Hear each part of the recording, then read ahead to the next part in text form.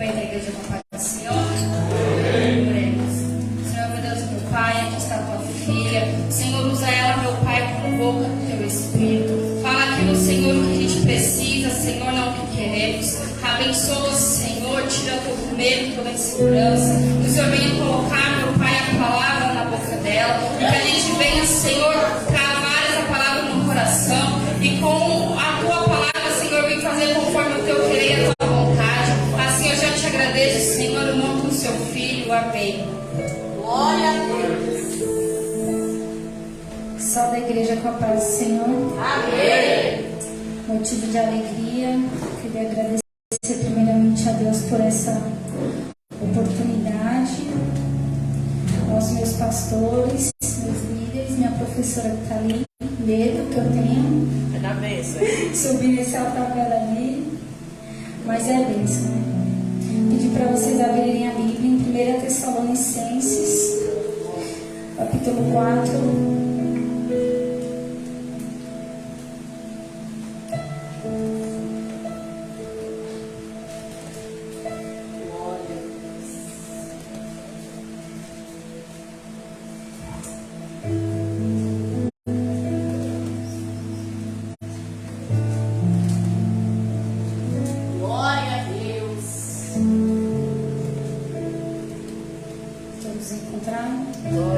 Meu título diz Exortação à Piedade.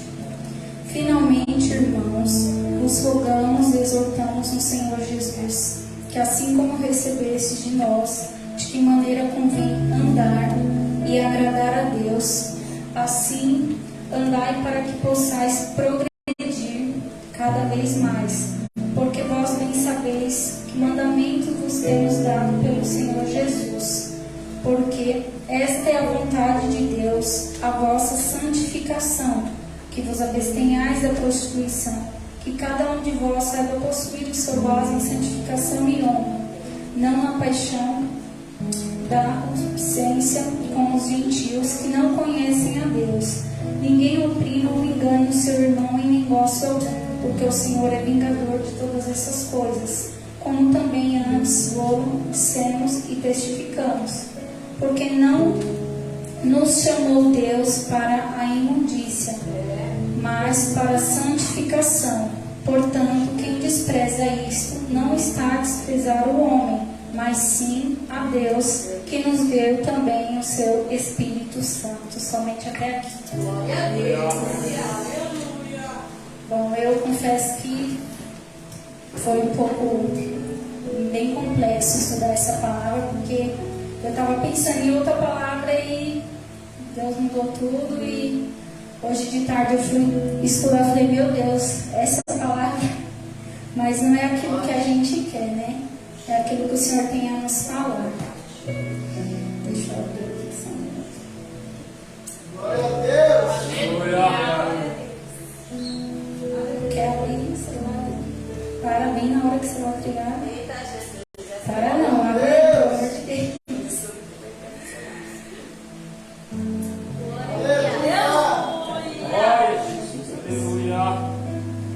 Ok, eu coloquei toda a minha explicação aqui. Glória a Deus. Vou falando por cima. Aleluia. Essa é a primeira carta que Paulo escreveu para a igreja tessalônica. Que Tessalônica era a cidade mais populosa e próspera da Grécia Antiga, no reino da Macedônia. Essa cidade ela foi construída no melhor ponto natural do mar Egeu, que ficava localizado no principal caminho que ligava Roma à Ásia.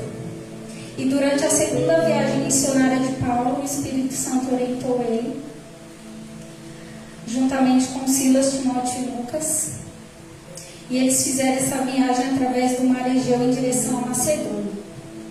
Foi o início da pregação do Evangelho na Europa. Depois de pregar em Filipos, que está em Atos 16, todos conhecem, eles foram presos.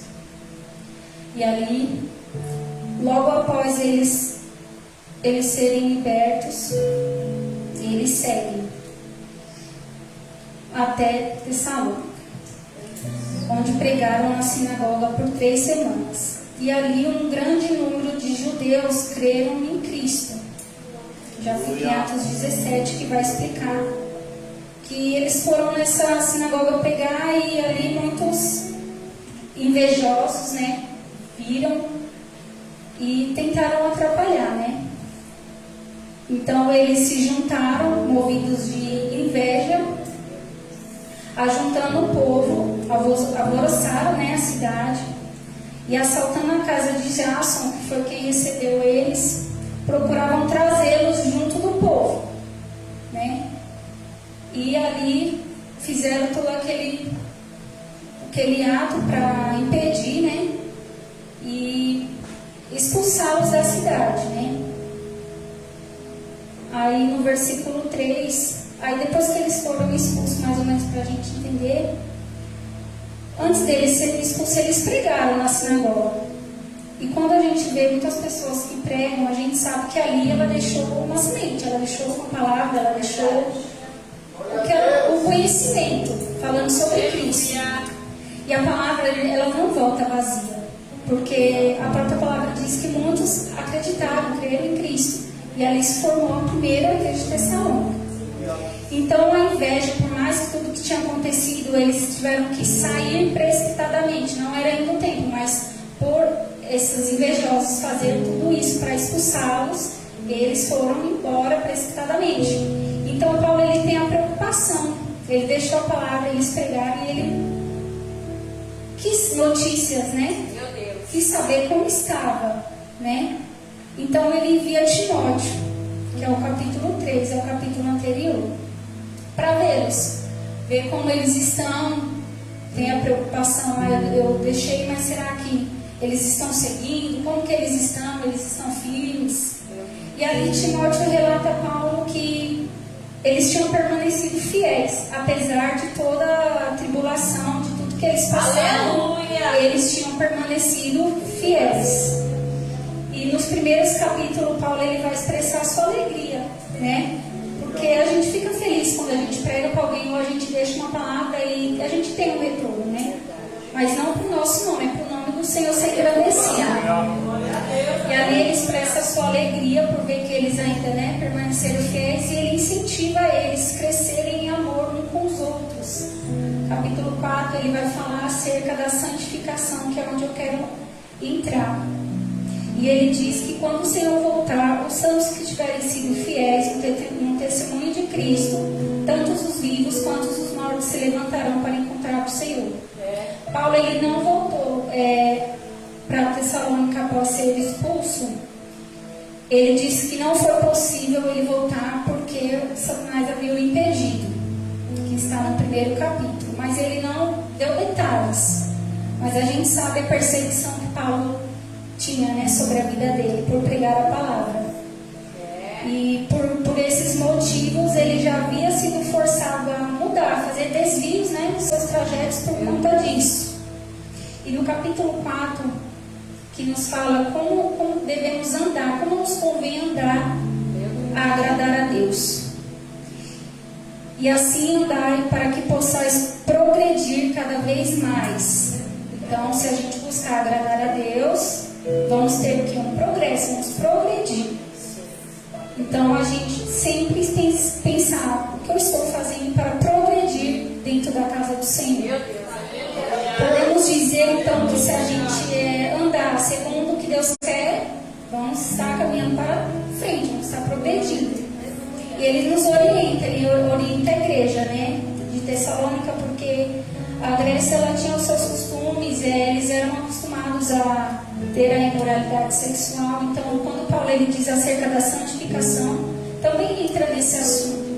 A questão de relacionamentos, né, que não provém com o que a palavra diz, né? Então, o pecado, ele é sobre essa santificação. Ele falando, vocês precisam se santificar. Por mais que em volta, onde vocês estão, seja um lugar onde a imoralidade ela é muito forte, então vocês precisam se revestir, precisam se santificar. E o que me chamou a atenção é que não muda dos tempos para cá. Hoje em dia possa ser que esteja até pior do que antes. Porque antes alguns ainda escondiam, né, eram mais escondidos. Hoje em dia as coisas elas são feitas mais às claras, né? Então eu acho que não foge muito essa orientação para os dias de hoje. E ele fala, ele nos orienta acerca das paixões, das vontades, né? Porque quem despreza isso, ele não está desprezando o homem, ele está desprezando Deus que nos deu o seu Espírito Santo. Então, acerca da santidade, ela se trata da separação, da renúncia daquilo que é considerado impuro, mal, profano, né, aos olhos de Deus. E a partir da dedicação de uma vida assim para Deus, uma vida total, voltada, consagrada a Deus. E aqui o significado de santificação, ele fala isso, que significa literalmente o processo pelo qual se separa algo ou alguém para um propósito religioso ou tornar sagrado ou consagrar. E sobre isso eu vi uma escrita que fala que a santificação ela pode ser um hábito de você ter a mesma mente de Deus. Não a mesma mente literalmente, mas como você pensar. Então, à medida que a gente toma o conhecimento da palavra e da vontade dele, do que ele quer para nós, a gente pode concordar mais com o Senhor. Quando a gente entende, a gente concorda. Quando a gente se questiona, a gente fica meio em dúvida, né? E ali ele nos fala que para a gente buscar a santidade, tendo o pensamento de Deus referente à concordância. Porque se eu concordo com Deus, eu estou me aproximando, eu estou buscando uma melhora, eu estou buscando o caminho do crescimento. Mas se o crente falar, mas é um assunto muito complicado hoje de falar na igreja. A santificação sim, é um assunto que na verdade deveria ser falado muitas e muitas vezes. Porque o processo, tem pessoas que pensam assim, eu me batizei, ficou lá e agora eu vou viver minha vida, acabou aqui, quando Jesus voltar eu vou subir. Não, aí que começa o processo. Porque quando você é batizado, você desce as águas, se arrepende, é um outro processo, porque a vida do cristão é feita de processos. Então aí muitos pensam, já me batizei, saem no mundo afora, fazem tudo que desconvém com a palavra de Deus, achando que já está salvo. Padecendo por falta de conhecimento, né? Porque aí que começa realmente o grande processo. Porque muitas das vezes ninguém vai entrar hoje ou aceitar Cristo estando 100% estou 100%, não, porque no mundo eu não bebia, eu não fumava, eu não fazia isso, eu não fazia aquilo. Então eu vou aceitar Jesus hoje, eu vou estar 100%. Não é assim. Sempre tem ali o velho eu, a velha pessoa que Deus ainda quer ir tirando, ou uma atitude, ou coisas que você praticava, e às vezes nem você percebe, você pensa, é normal. E não é. Todo esse processo de santificação quanto mais você concordar com o que Deus quer para você, mais você vai estar procurando progredir. E aí ele fala, né, sobre algumas questões e sobre acerca da santificação. E aqui eu anotei assim.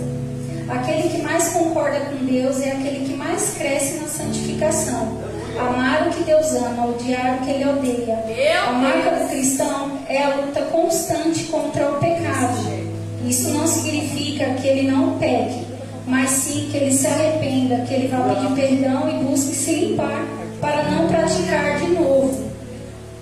Porque ele sabe que a sua salvação ele depende da sua santificação constante. Aí aqui em João 17, Caio, quebra para mim, por favor, João 17, versículo 17. Pode ler. Santificados tua verdade. Tua palavra é a verdade. Então, santificados na tua verdade, porque a tua palavra é a verdade. Então aqui já fica claro que a orientação ela vem da verdade. E a verdade ela é o quê? A palavra, né? É a própria palavra de Deus. Então não tem como o cristão hoje buscar a santificação sem buscar a palavra. Vai ser um vazio. E eu anotei em Hebreus também, que diz para se esforçarem para viver em paz com todos, para serem santos, sem santidade ninguém verá o Senhor. Essas são as palavras que elas vão sempre estar nos orientando. Se você for buscar na Bíblia, vai ter inúmeros versículos falando sobre santificação. Porque o santo não é aquele que não se suja, o santo é aquele que procura se limpar constantemente. E como que viver em santidade? Todos nós erramos, todos nós temos os nossos defeitos, os nossos pecados. Os santos que Deus procura não são aqueles que nunca erram. Os santos que Deus procura são aqueles que se esforçam para buscar a Deus constantemente, que procuram fazer a coisa certa, sempre constantemente se esforçam para evitar o pecado, e que quando pecam, ele busque o perdão de Deus rapidamente. Então, o ímpio ele peca e para ele não causa efeito, porque o ímpio ele não busca, ele não almeja algo, ele não tem a salvação como alvo dele. Então, para ele o pecar é normal. Eu peco, eu saio, eu faço, eu pratico. Agora, nós que somos cristãos, aqui a palavra diz para buscar rapidamente o perdão. Por quê? Porque é a vontade que Deus quer para nós. A cada dia nos santificarmos para termos o quê? O nosso galardão. E às vezes pode ser uma coisa simples, mas tem pessoas que têm muito medo dessa palavra, santificação. Ai, que medo, porque eu tenho que ser santo e tudo mais. Mas o arrepender, você entender, reconhecer os seus erros, os seus pecados diante de Deus diariamente, isso sim é um ato de amor por Ele. Verdade, Jesus. Porque às vezes em algumas determinadas situações a gente pensa que é impossível a gente ser santo. A gente pensa, mas como que eu vou perdoar aquela pessoa que me feriu, que me machucou tanto? E Deus está falando sempre que isso também é um ato de sempre estar buscando, né? E ali eu vejo algo interessante, porque meditando na palavra eu entendo que Deus ele é o nosso Criador e Ele sabe as nossas limitações. Se a gente sabe que até o ponto que a gente está indo está difícil, ou eu penso, como que eu vou buscar me santificar? E Deus, Ele nos conhece, Ele conhece cada um, Ele sabe até que ponto você chega, Ele sabe que você vai ter o coração sincero perante Ele, ao se arrepender, ao pedir perdão, ao estar sempre buscando, né? E não porque eu seja melhor que alguém, jamais, a palavra dela vem para mim primeiro. E buscar a santificação se espelhando em Deus, abominando o que Ele abomina, as práticas, tudo imundícia desse mundo. Seguindo a palavra que já foi falada, é o caminho da verdade. E hoje em dia eu vejo muitos jovens tratando essa imoralidade sexual como uma coisa normal, porque o que o mundo apresenta não é o que a Bíblia diz. Então, você que tem filho, você que tem filha, é difícil hoje você ir contra, porque você vai explicar na palavra, você vai explicar a verdade. O mundo hoje ele fala para o jovem que ele é normal, ele escolher a sexualidade dele, ele precisa se liberar, ele precisa se conhecer, blá blá blá, e outras coisas mais. E a gente sabe que isso vai totalmente contra o que Deus deixou. Quando os relacionamentos são tratados de uma forma normal, pais, mães colocando filhas, filhos para dormir com os namorados, achando isso uma coisa normal, e não é o que Deus ensinou. E quando fala de santificação, também está falando sobre isso. E muitas mães às vezes, porque a filha é mimadinha, não, deixa, tá lá, eu tô de olho. Não é assim não, viu? Tem que vigiar, porque a palavra ela já deixa claro aqui. E muitas das vezes eu vejo muitos exemplos, né, hoje de cristãos que falam que são cristãos, seguem, dizem que seguem, né, a palavra, porque quando você vai olhar, quando chega nessa parte da santificação, a vida da pessoa está toda do avesso, né? E muitas das vezes a gente não entende algumas coisas, e quando Deus fala conosco através de qualquer palavra, e a gente realmente guardar, a gente vai ter isso conosco todos os dias. Porque todas as palavras que são pregadas aqui, a gente guarda, a gente procura refletir depois, procura entender qual é a vontade de Deus. E aqui, esse último versículo que eu li, porque quem despreza isto não está desprezando o homem, mas sim a Deus que nos deu o seu Espírito. E muitas das vezes as pessoas pensam que não estão fazendo seus atos, porque você estou desprezando o pastor, a pastora, alguém, não. Primeiramente, você está desprezando a Deus. Não é só porque ali naquele momento ninguém está vendo, ou é escondidinho, não. A palavra de Deus, ela corta assim e nos ensina de uma maneira surreal. Hoje eu falei, Senhor, mas não era essa palavra e o Senhor falando acerca da santificação, para que possamos nos santificar, porque os tempos estão curtos e às vezes a gente tira um tempo para tudo, faz muitos atos e a gente não para refletir de repente numa situação e acaba passando o dia, você esquece, você falou, meu Deus, não orei, não pedi um perdão ali para o Senhor porque eu fiz isso aqui, às vezes a gente deixa passar e o Senhor está falando, o que temos feito para buscar nossa santificação? Qual é o ato que estamos entregando a Ele, para Ele olhar e falar assim, meu filho está se esforçando, que é o que a palavra diz, para a gente se esforçar, porque às vezes a gente olha e fala, eu quero muito ir para o céu, eu quero te ver lá, a gente brinca, né? Quero ver você, mas falar e sem buscar, aí não adianta. A gente fala, a gente brinca, mas a santificação é algo muito sério na Bíblia e é algo que eu sempre falo para mim mesma, sempre estar refletindo sobre isso, porque quem convence quem muda é Deus e a palavra ela é clara. E o Senhor fala para buscarmos nos santificar a cada dia mais, não é só um dia, é todos os dias. Como eu disse, ninguém está isento de errar, mas todos conhecedores da palavra sabem que você precisa se arrepender. Você precisa correr apressadamente ao Senhor e pedir perdão, porque os tempos eles estão curtos e não dá tempo mais de ficar perdendo tempo, né? Com outras coisas, com situações, com tudo que não envolve, né, a vida do cristão. E é isso, a gente precisa buscar essa santificação, que foi a palavra que Deus nos deu, e a cada dia mais ser voltados a entender, a ouvir o que Ele tem para nós, porque quando a gente ouve e concorda com aquilo que Ele tem para a gente, é o que a gente cresce em santificação. A gente está em um processo, não é aqui, não é agora, todo tempo, é todo momento, é na sua casa, é no seu trabalho. A palavra às vezes está no serviço, deixa escapar alguma coisa, na escola, na faculdade.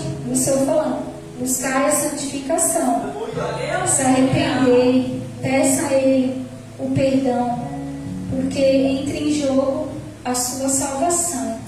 Amém? Foi a palavra que Deus me deu somente até aqui. E eu agradeço a minha oportunidade. As palmas louvam ao Senhor.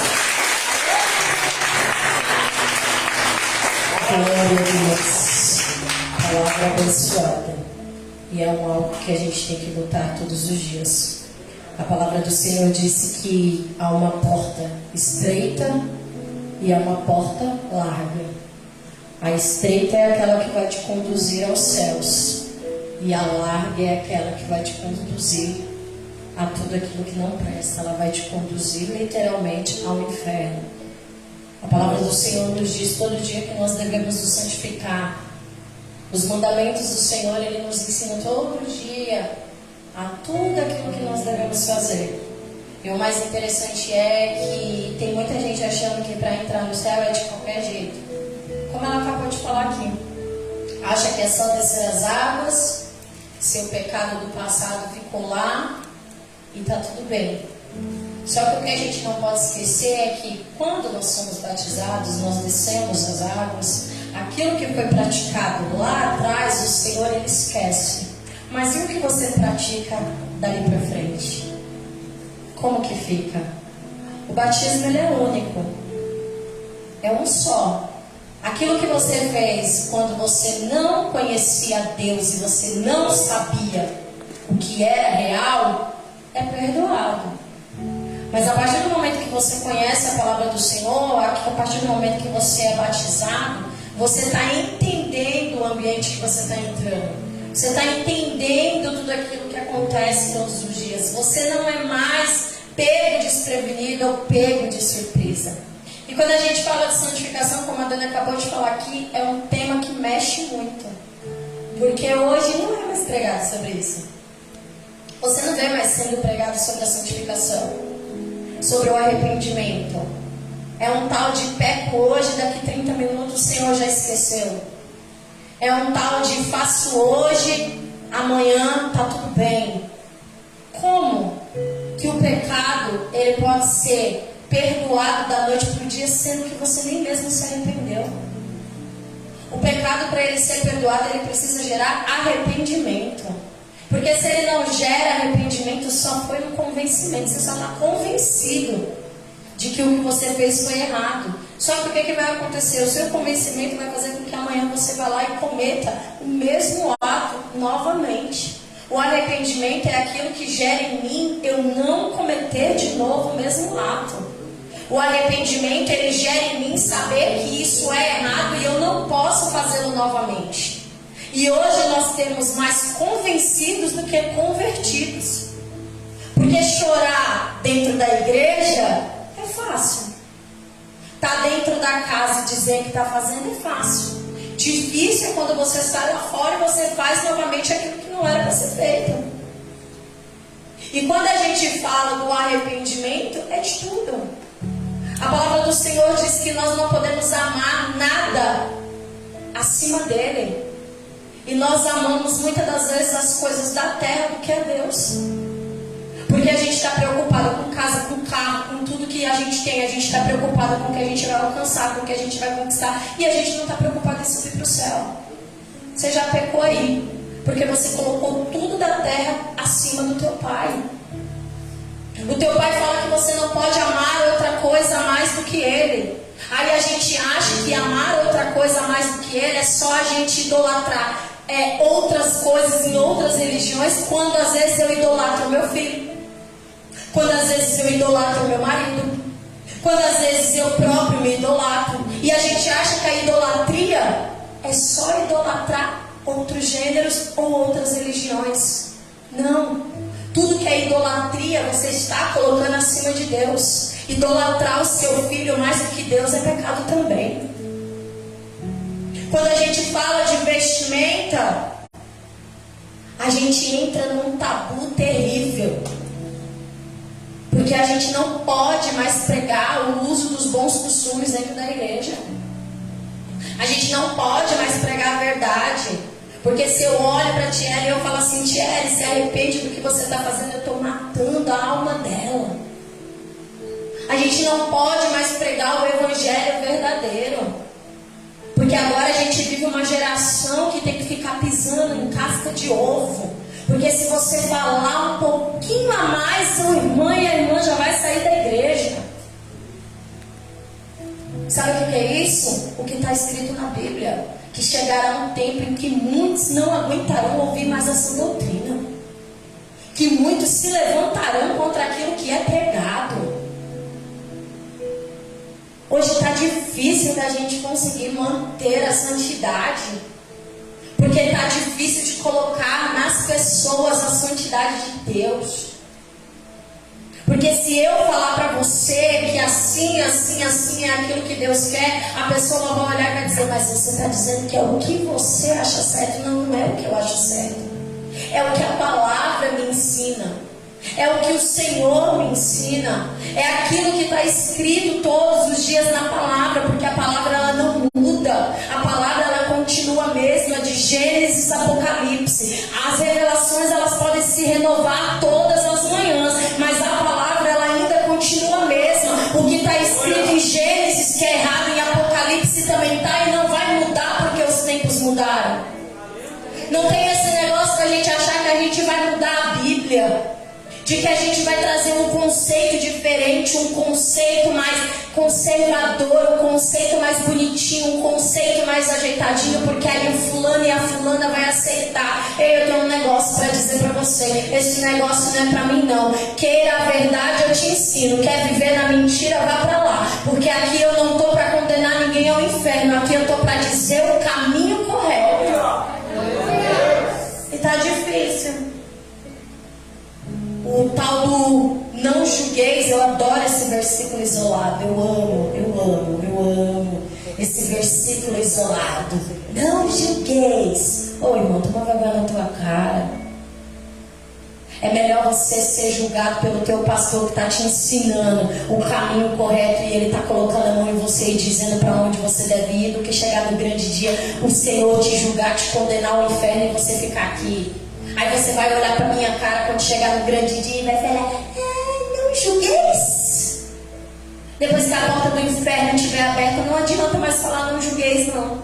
Aí você vai ser julgado mesmo, as profundezas.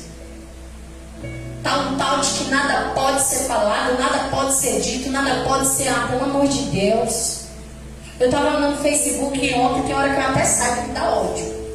Dá ódio. Às vezes a gente gosta de estar lá olhando as coisas, mas tem hora que me dá ódio. Que eu vejo em certas situações que eu nunca vi na vida. É um evangelho que eu não sei. Eu não sei o que está acontecendo, sinceramente. Ou Jesus está literalmente às portas, ou ele já está fazendo a condenação por aqui mesmo, para quando chegar no grande dia não ter muito trabalho. Porque não é possível. Porque eu vejo umas situações que não dá. Eu vejo umas situações aí, por exemplo, que o marido batia na mulher mais do que tamborete de forró. Era tanta da porrada que dava na mulher. A mulher apanhava mais do que criança quando faz birra pro pai e pra mãe. Eu não vi tomar um minuto de disciplina, quem dirá meses, e tá fazendo a obra como se nada tivesse acontecido. Fez até unção hoje. Oh, pelo amor de Deus, meu. O que está acontecendo com a igreja? Não dá. Não dá. Não dá. É demais. Tá demais. Tá generalizado demais, gente. Maridos que separam das suas esposas porque há um jugo desigual. Então eu vou trocar a minha esposa, eu vou trocar o meu esposo por outro e tá tudo bem. E o mais engraçado é que não espera nem o processo de separação. Já tá lá com a outra e já tá pregando. Ué, o que um cara que troca de mulher cada semana, a cada dia ele tem para oferecer para mim e para sua vida? Mas como a Vitória acabou de falar, essa voz ecoa nos ouvidos, que é uma beleza. Mas se a pastora falar alguma coisa, é condenando a alma. Está uma bagunça generalizada dentro das igrejas. Está uma bagunça terrível. Terrível. Que vocês não estão entendendo o que está acontecendo. E sabe qual que é a pior parte? Não é a bagunça, Maiara. É o povo concordando com a bagunça. Porque se a irmã bestinha sobe aqui no altar para pregar, ninguém dá uma glória. Mas se o adúltero sobe, roda, sapateia, dá cambalhota, joga a cadeira pro alto, joga para cima, desce no mistério, faz tudo. E sabe de quem é a culpa? Não é do adúltero. A culpa é sua que aplaude. A culpa não é de quem está errado. Porque se o errado tivesse alguém para falar que ele está errado e que ele não vai subir, ele não subia. Você sabe por que os altares estão manchados? Não é porque o adúltero sobe, é porque o pastor que está na frente deixa. Quem é pior? O adúltero que já está condenado ou aquele que se diz ser limpo e está deixando subir no altar? Quem é o pior? Aquele que sabe da verdade e está passando uma mãozinha, passando uma manteiguinha ali para dar uma gratinada, uma marinada e deixa do jeito que está e está tudo bem. Está difícil. E a palavra do Senhor já está dizendo: santificai-vos. É para amar quem te odeia, porque amar quem te ama é fácil demais. Suportar uns aos outros em amor. Eu amar a Maiara, que eu não tenho nada contra ela, é muito fácil. Eu quero ver eu amar quem pisa no meu carro todo dia. Eu quero ver eu amar aquele que está difamando meu nome. Eu quero ver eu amar aquele que está fazendo a minha caveira lá fora, e quando ele chegar aqui na porta da igreja, eu abraçar ele e falar: seja bem-vindo. Não é tempo mais para brincadeira, igreja. E sabe qual que é o problema da igreja hoje, no sentido geral de toda coisa? É que a igreja só está preocupada com o arrebatamento geral, porque acha que naquele grande dia vai dar tempo de se arrepender, e está se esquecendo que você pode morrer agora. para onde você vai se você morrer agora? Inferno. E se hoje for o seu último dia, e foi um dia que você não santificou, foi um dia que você não se guardou, foi um dia que você fez tudo que não deveria fazer, e Jesus volta para você. E aí? Para onde iremos? Qual é o nosso ponto final? E sabe o que é mais engraçado? Que tem vontade de rir, né? É que o povo está fazendo 1001 coisas e está achando que o céu é garantido. Aí quer dizer que a gente está aqui se matando, porque a gente está fazendo aquilo que a palavra ensina, que a gente tem que santificar, que a gente tem que se cuidar, que a gente tem que fazer assim, tem que fazer aquilo. Aí nós estamos aqui ralando, né, suando, tentando, fazendo das tripas coração.